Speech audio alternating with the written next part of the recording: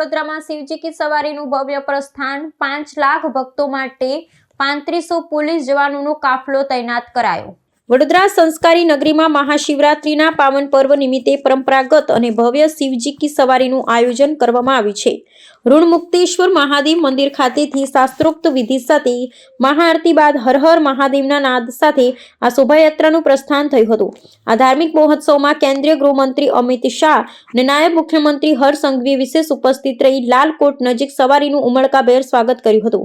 શહેરના રાજમાર્ગો શિવ ભક્તિના રંગે રંગાયા છે અને નગરજનોમાં અનેરો ઉત્સાહ જોવા મળી રહ્યો છે। પ્રતાપનગર સ્થિત ઋણમુક્તેશ્વર મહાદેવથી શરૂ થયેલી આ ભવ્ય શોભાયાત્રા ચોખંડી, માંડવી, ન્યાય મંદિર અને રાવપુરા રોડ જેવા મુખ્ય માર્ગો પરથી પસાર થઈ મોડી રાત્રે કૈલાસપુરી ખાતે સંપન્ન થશે। યાત્રાના નિર્ધારિત માર્ગ પર વિવિધ મંડળો અને સામાજિક સંસ્થાઓ દ્વારા સ્વાગત કક્ષો ઊભા કરી ભજન કીર્તન અને મહાપ્રસાદ વિતરણની વ્યવસ્થા કરવામાં આવી છે, જેનાથી સમગ્ર વાતાવરણ ભક્તિમય બની ગયું છે।